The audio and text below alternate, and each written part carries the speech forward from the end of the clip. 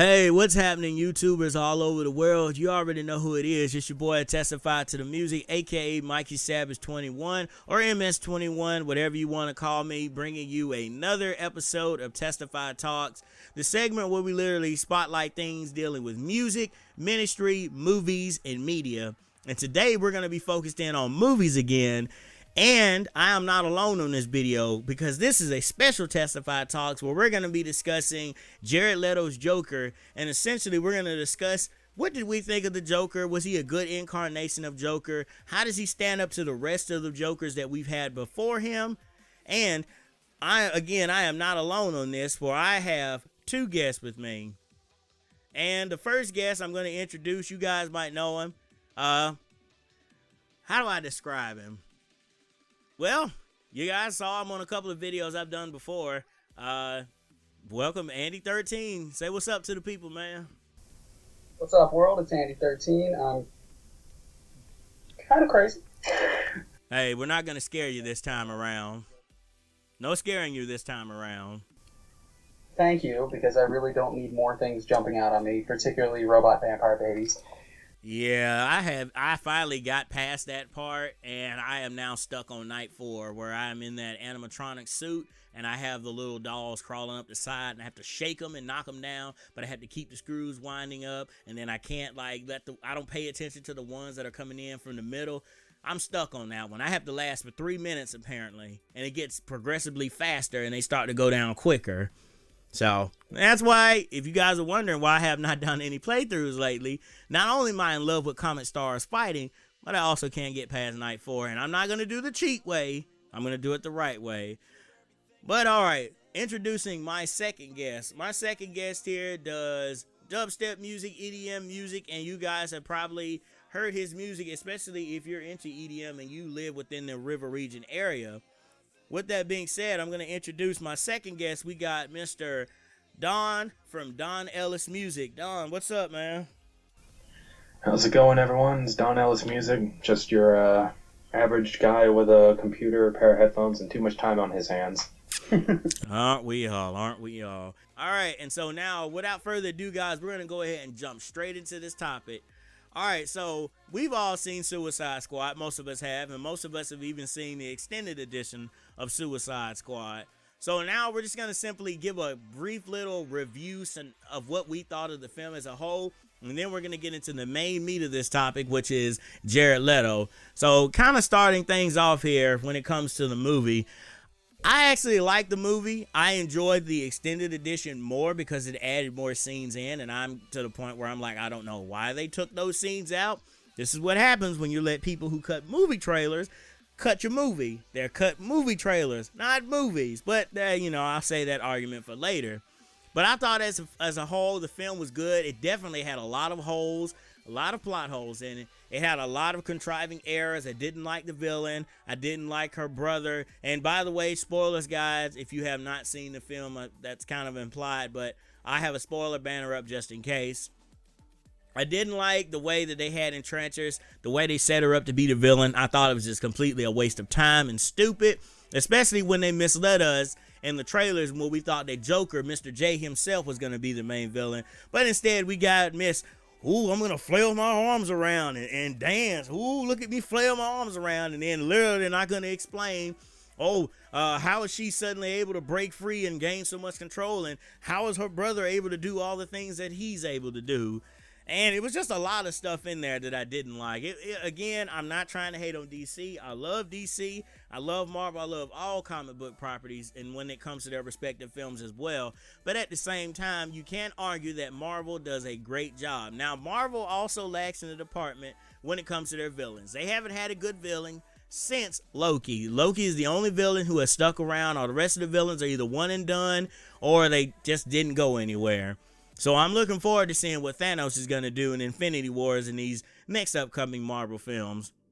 But again, as a whole, what was that? Yeah, I'm looking forward to that, especially in Thor Ragnarok, to see the Hulk smash and the elements of Planet Hulk being incorporated into this into Thor Ragnarok. It's gonna be awesome. And then they got Hela that they're introducing and everybody. And then there's a rumor going around that Beta Ray Bill might make an appearance. So I'm excited about what's to come. But again, Suicide Squad, I can't remember what I gave the film. I think I might have given it a 3 out of 5.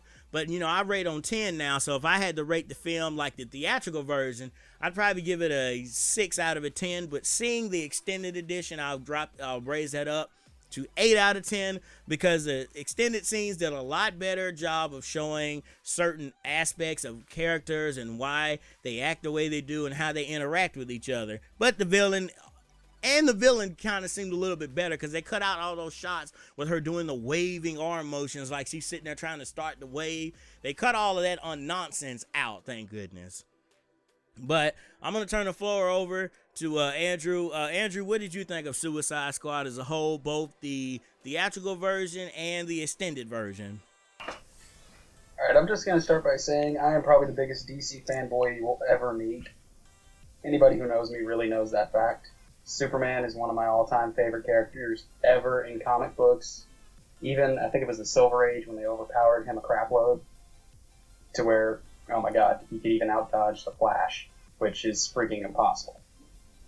But the one thing that agitated me about Suicide Squad, since we're on that topic, was the character basis.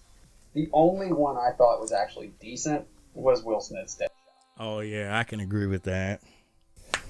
I thought, honestly, Jared Leto was overdoing the Joker, which you think a genuine psychopath like the Joker, there's no way you could overdo him. There was no way, but he was trying way too hard. Admittedly, the end result was great. He looked good. I understood that they were going for, the modern gangster look, but at the same time, it didn't connect well, like, say, Mark Hamill, Jack Nicholson, Cesar Romero, Heath Ledger, all the previous Jokers. It didn't click as well as you think it would.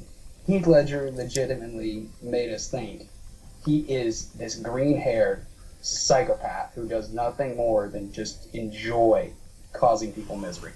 Now, what did you think of what did you think? Sorry, man. What did you think of the villain, though? Just wondering. Getting into that a little bit. What did you think of Enchantress? Besides the fact that she's hot, whether she's switched on or off, she's still hot. She's just dirty when she's switched on. To describe my views of Enchantress has to go like this. Why on earth would you take a model and try to make a superhero movie her first major film role? She was good. I'm not going to deny it. She played the role, kind of well, kind of bad.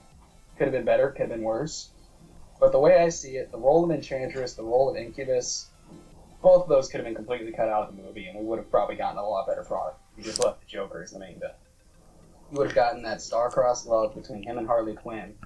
Harley would have eventually turned on the Suicide Squad and joined up with him, and eventually they both would have gotten their butts kicked because, you're dealing with freaking Deadshot. He's not going to miss. Now, do you think one of the reasons that they kind of didn't make the Joker the main villain is because of what you just said about how it would just, make Harley essentially just choose the Joker's side? And of course, they now want to do, he ended up breaking her out at the end of the film anyway, but they kind of want to do this new thing where she has her own movie, and now they've transitioned that into the Gotham Sirens. Do you think the reason that they kind of didn't do it that way is because they wanted to set it up to where they had her as an ace in the hole? Like, let's say that fans even more absolutely loved her already than they did, and they just essentially just wanted to bring her back and say, okay, well, she's still a part of the Suicide Squad. They still like her and they still trust her, as opposed to if she was to turn sides on them and go with Joker, how would she be a part of the Suicide Squad? Because like you said, one of the best things about Suicide Squad was most of its members, like Deadshot, played by Will Smith. Jai Courtney did a fantastic job as Boomerang. I love Jay Hernandez's take on El Diablo. And like I said, I actually liked Margot Robbie's version of Harley Quinn because she tried to essentially capture not only the beauty and the essence of Harley Quinn, but also she captured that wild card nature that she has. So do you think that's one of the reasons why they kind of didn't make the Joker the main villain? Is because they wanted to save him for a later film to be the villain, and because they didn't want to damage the relationship between Harley Quinn and her Suicide Squad counterparts. I do kind of think that is what they were aiming for, but at the same time, like in the theatrical cut, how much they cut out the Joker and everything, the movie honestly could have gone, even the extended version could have gone on without him. Easily. That's the way I see it. To me, he was just a shoehorned in character they used to try to make the right movies. Okay. But Robbie's Harley, I hate to say it, maybe she was just. I hate the character. I hate this ring. I know hate's a strong word, but I mean, he is not authentic to the comics whatsoever. It's not even authentic to her personal character. I have never seen the purple and red hair scheme. That has never been done. The first time they even show the blonde hair with the dye in the end of it was in the Arkham series of video games. Even then, one ponytail was red, one ponytail was black. Right. Now, what did you think about the costume change? Now, I mean, they made reference to her of course, the iconic one, and she actually did put that costume on.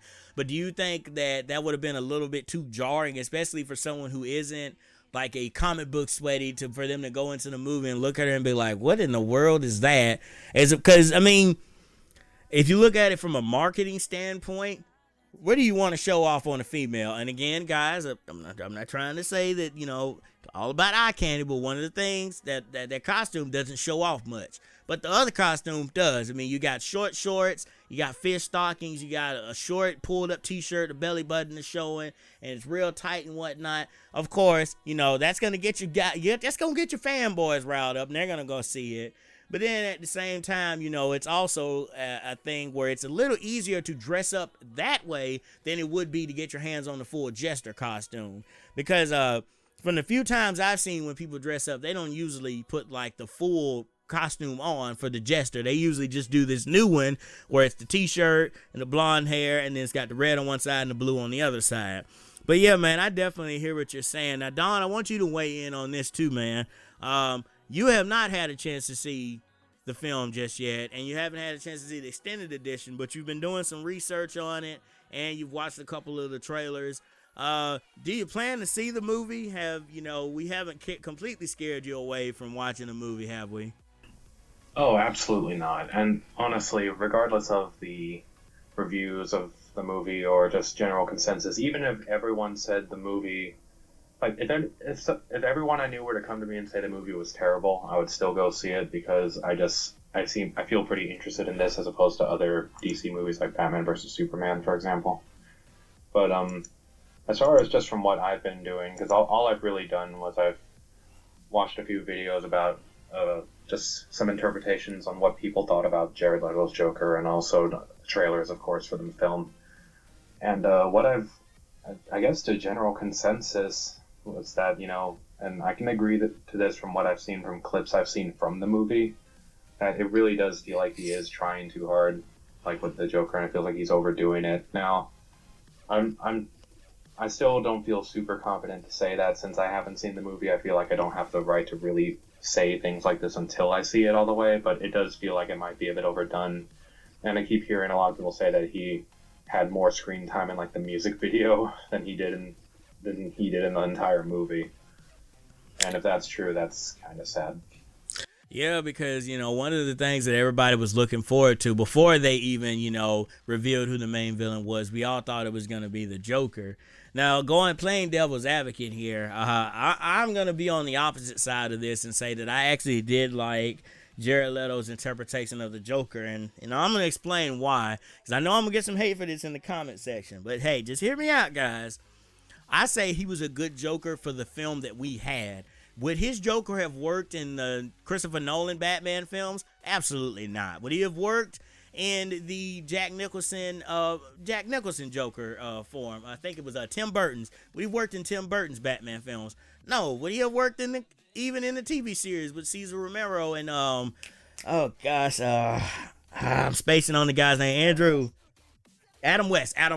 Yes, thank you, Adam West. I don't think, that Joker would have done well, but I think for this type of movie and the type of story they were telling, it worked. And like I said, I have not seen any of his other movies that he has been in. Oh, gosh, I can't talk. that he has been in, but I've heard that he is a very good method actor. He's able to actually get into these characters' minds and play him. And I can see where, getting inside the Joker's head and really getting down to the core of him could cause someone to go crazy. Rest in peace, Heath Ledger.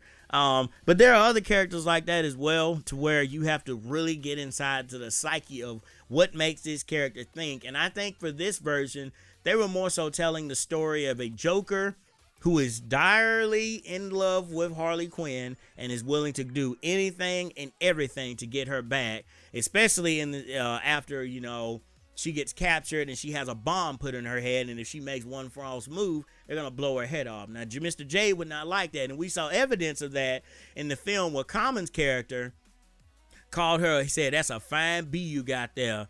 Now, see, he made a mistake right there by calling her fine. He also made a mistake by referring to her as a bee, because Joker is like, hey, I'm not going to call my woman a bee because I got some respect for her. Which, guys, make sure you treat your ladies right now. Don't call them a B word and everything. That's vulgar. Very vulgar. But he... Stop real quick, just to kind of, just like Jared Leto's role in the movie, shoehorn myself in. But the general consensus that I do dislike generally about this movie is that the Joker and Harley Quinn care about each other. That's not the case. If you look back in comic history, if you look back in the DC lore to when Harley Quinn was first brought in, the Joker is what is known as a genuine sociopath. The man right. About none but himself. That's right. Harley Quinn was not a love interest. She was someone he manipulated to fulfill his own ends. Someone to help him get out of Arkham Asylum. And we even... His doctor before she became his sidekick. Right. Or whatever the heck she is. Plaything. And I think in the comic books at one point he refers to her as a puppet or just a plaything. Yep. And they do make reference to that, because in the beginning we see, like, when she's having these flashbacks, we see, how he manipulated her when she was Dr. Harley Quinzel. We see how she got manipulated. And then we see elements of that where in the extended edition, at least, we see scenes of where she is the one who's going after him. He has nothing. He doesn't want to have anything to do with her. He wants to dip out. He wants to be free and wants to be left alone. But she is consistently pursuing him and chasing him down. It even gets to a point where she, like, kills a man, like, trying to get his attention that bad. And then we end up at the scene, above the vat where she, apparently gets her signature pale skin like he has, and the whole hair and everything. We see that scene. And it is supposed to explain where... Oh, yeah. Andrew he said his laptop died. Old and jank. Oh, Lord have mercy. Well, hey, let me tell you what. While we're waiting for him to get back on, let me go ahead and weigh in on... let me go ahead and give my 2 cents, and this can kind of be my... I guess, if you will, this will be my contribution to the discussion, because, like I said, I don't have too much I can really say, because not only have I not seen the movie, but I'm definitely not against the DC universe. It's just I've never got really into it, so I'm not really huge into comics. Right.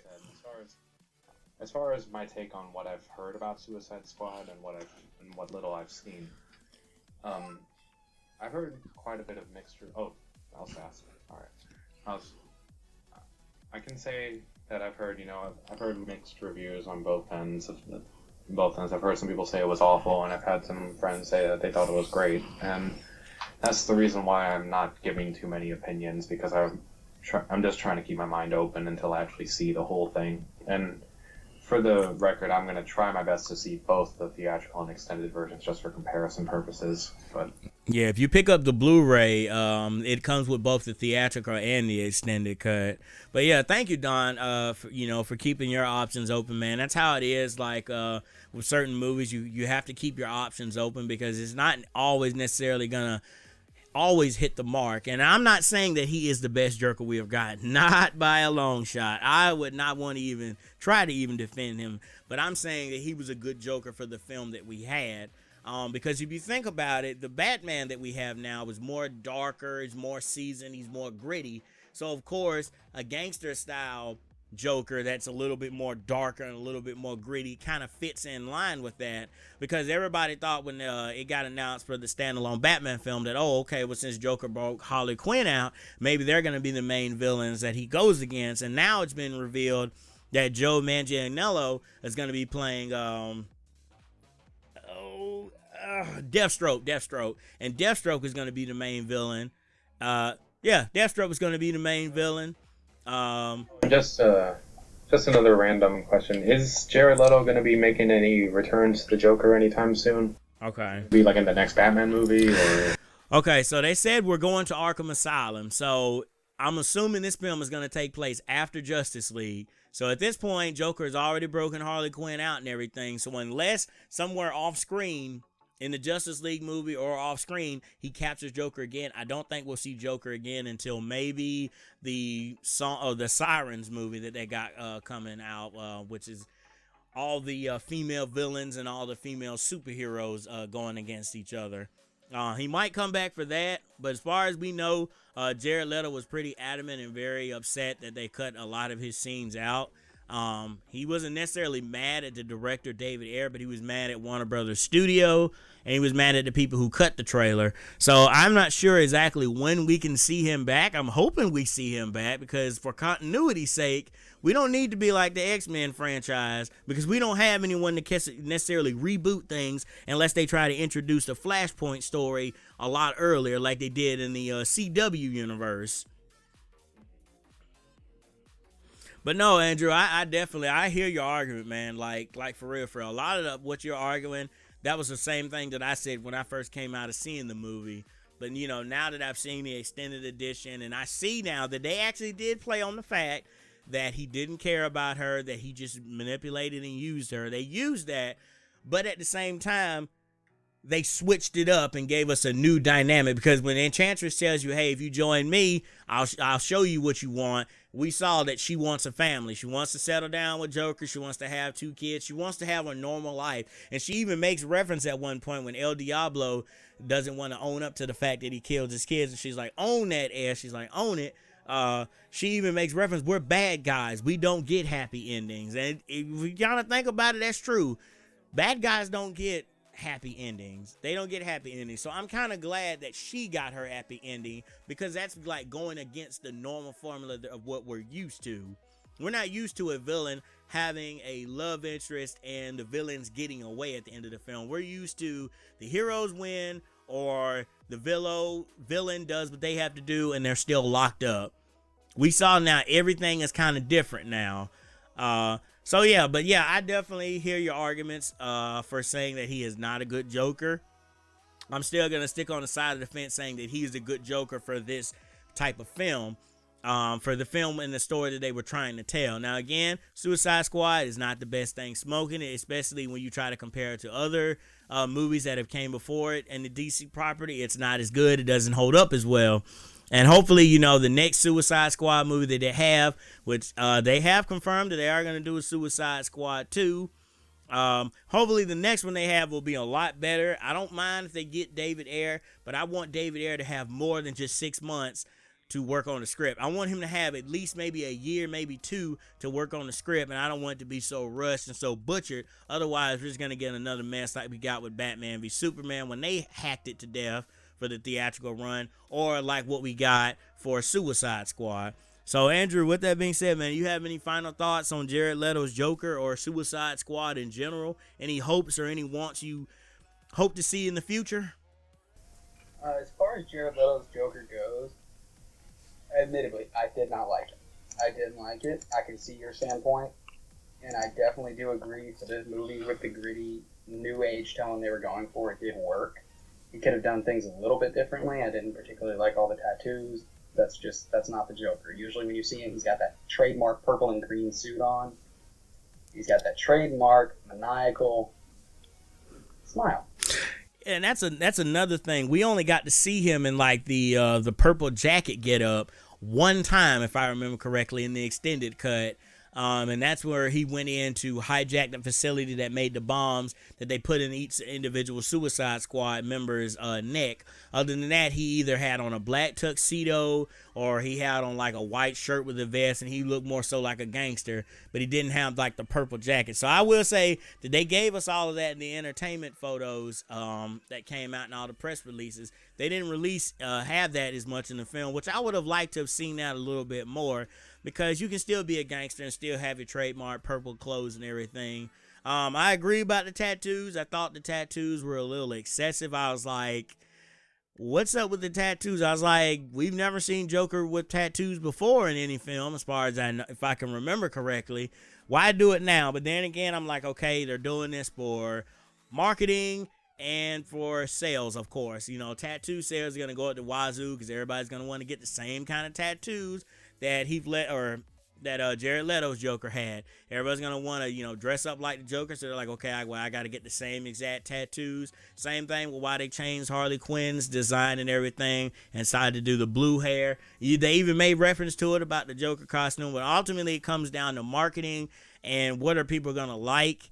They didn't necessarily tailor this to the fans, because if they did, it probably would have been a lot better and they would have treated it with a lot more respect. But again, yeah, I see where you're coming from with the tattoos. I didn't like those. But yeah, Don, do you have any final thoughts you want to add in, man, about all this? Like I said, I'm glad you got your own opinion and that we haven't deterred you from wanting to see Suicide Squad, because that's not what we wanted to do on this panel. We just wanted to simply discuss and talk about what we each thought of Jared Leto's Joker and discuss, if we thought he was a good incarnation of Joker or if he was a bad incarnation of the Joker. Trust me, it takes a lot for someone to deter me from wanting to do something if I'm already set on wanting to do it. And trust me, if it weren't for the fact of, this past couple months just wrapping up college and all that stuff, which has been really taking a lot of time, I totally would have gotten on this a lot more. But hopefully I can come back and maybe give more opinions later, once I've actually seen the movie. But from now, I've just heard a lot of, mixed things, some good, some bad. And honestly, I'm just looking forward to seeing it, because I'll admit that from what I've seen, it looked appealing to me.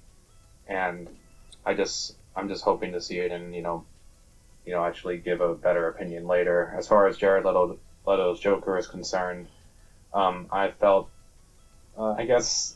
uncertain, I guess you could say, when I saw it, from what I've seen, and also hearing about how apparently he didn't get much about how he didn't get much screen time in comparison to the promotional photos and to the trailers and all that stuff. I will admit that definitely left me a bit concerned about it, but again, I'm withholding anything until I actually see it, because I don't want to make a judgment before I do and then have that affect my judgment later. But that being said, I do want to say thank you for inviting me on. I really enjoyed being here, and I do hope you'll invite me again later for other discussions. Oh yeah, man, most definitely. And I will add, I kind of have the consensus that you have. It's just like, and this isn't a spoiler, guys, because you've seen the early reviews, like Assassin's Creed. I was really looking forward to Assassin's Creed, and now the reviews have came out, and the movie is, excuse my language, crap. Utter horse crap, according to the reviewers. And a lot of the reviewers that I like and that their opinions usually line up with mine, they called it crap and said that if they would have stuck to certain things, like the way the video game did, that it would have been a lot better than what it currently is. But I'm still going into it with an open mind. My expectations have been lowered, and I'm still going to hopefully enjoy the film. It's the same thing with Suicide Squad. When I saw all the early mixed reviews that it had, I just simply said, well, you know what? I'm going to go into it with an open mind. I'm not going to too much stress on, what the Rotten Tomato score is and everything, because, again, it could change. It could change, depending on how the person sees it, how many times they've seen it, what versions did they watch. Because like I said, if they would have put out the extended version in theaters, I think a lot more people would have understood the way the characters interacted with each other. It would have liked the interaction between Joker and Harley a little bit more, because it gave you more insight into their relationship and how it started out. Because from what we got in the theatrical version, it was all puppy dog, tails, and sunshine, and that's not how it was in the extended cut. You saw that he got into her head. He made her crazy. He lobotomized her on the extended edition. We don't see that in the theatrical cut. He literally had her strapped down to a table and lobotomized her. So it messed up her mind. So we got to see more into this version of Joker and how cruel and sadistic he can be to get what he wants from somebody. So, Andrew, do you have any final thoughts you want to add in here, man? As far as it goes for Suicide Squad, I can't say I particularly did not enjoy the movie. I did dislike what they did to some of my favorite characters. Also, since you told me they're bringing in Deathstroke, I'd just like to go back to that fact. Thank God they're finally putting my favorite villain on the big screen. It's about time. Hey, and look, Ben Affleck is the one who's directing it. So you know Ben Affleck, he's a good director. He is not going to let Warner Brothers come in here and try to get their fingers all over this, because he's already told them, I'm not going to rush and put out a film. He's already told them that, look, we're taking our time to do this. We're not going to try to rush out just to kind of get a quality. We're going to have a quality Batman film, because you can't have any more flubs like the later half of Man of Steel, like Batman v Superman, or like Suicide. They can't afford it. So Wonder Woman has to come and blow expectations away. Justice League has to come in and blow expectations away. And then now this Batman film has to come in and blow expectations away as well. And then, of course, now they've announced that Harley Quinn is not getting her own solo movie, but she's going to be a part of another ensemble cast, and they're doing the songs of, I think it's called the Songs of Siren, or the Holy Siren, something like that. Something Sirens, where it's going to be her and Poison Ivy and a few other supervillains teaming up that are females. And then we're going to be introduced to some of the female heroines that we have in this current DCEU that we have. So I'm guessing Wonder Woman will probably be there, and then they'll probably make reference to some other characters as well. Bring in Batgirl. Bring in Batgirl. That's all I gotta say. They probably will. Hey, yeah, because the last, well, okay, Anne Hathaway excluded because that wasn't that bad. Anne Hathaway was bad. That Halle Berry, I've argued with my friend to death about that film. I said that was not a film. I said that was a porno. That's what that was. Because all you had was Halle Berry in a tight skin-clad outfit. The story made no sense. How she got her powers made no sense. Her motivations made no sense. It was only there so Halle Berry could put on a skin-tight outfit, and so they could get the little fan sweaty boys in there to watch her shake her moneymakers all over that screen. That was a travesty of a film, and I'm so glad that we got a better incarnation in Anne Hathaway's version of Catwoman. And now, I don't know whether they're going to still keep her or not, but I am so glad that we actually have a better version possibly coming in the future. Okay, I'd just like to say, we crazy DC fans, we do not consider the Halle Berry version of Catwoman to be a DC movie. It's not canon. It's god-awful, no. But what I want to see out of, say, Deathstroke in the future, if they can even do him as half as good as they did in the show Arrow, I will instantly be hooked. I will buy every single movie ticket for any movie that he's in. Hey, and you can make the argument for Teen Titans, the first Teen Titans as well. They did a great job on Deathstroke /